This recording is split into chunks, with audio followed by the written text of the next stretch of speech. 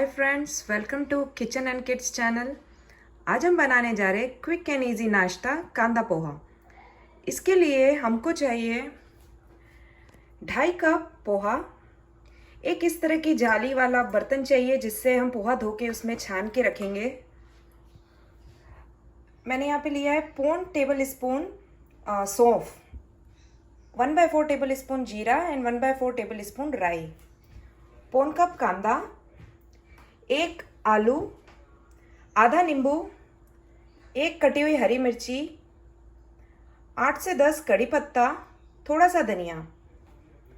मसाले में हमने लिया है 1/2 table spoon coriander powder, 1/2 table spoon salt, 1/4 table spoon हल्दी and 1/4 table spoon red chilli powder. आप तीखा नहीं खाते हैं तो रेड चिली पाउडर अवॉइड कीजिए।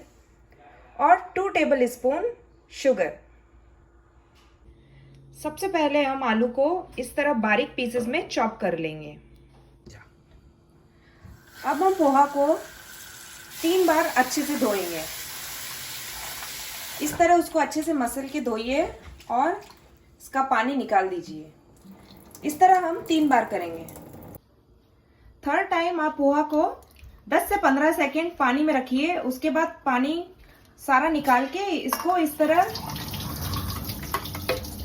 जाली में रख दीजिए और इसको थोड़ी देर सूखने दीजिए जब तक हम कांदा और आलू पकाएंगे। अब हम पैन में यहाँ पे 3 टेबल स्पून ऑयल लेंगे। ये ऑयल गर्म हो चुका है तो हम इसमें सबसे पहले सौंफ डालेंगे। फिर ये जो राई जीरा हमने लिया था वो डालेंगे। उसके बाद ये आलू और प्याज हम इसमें डाल के इसको अच्छे से हिलाइएगा।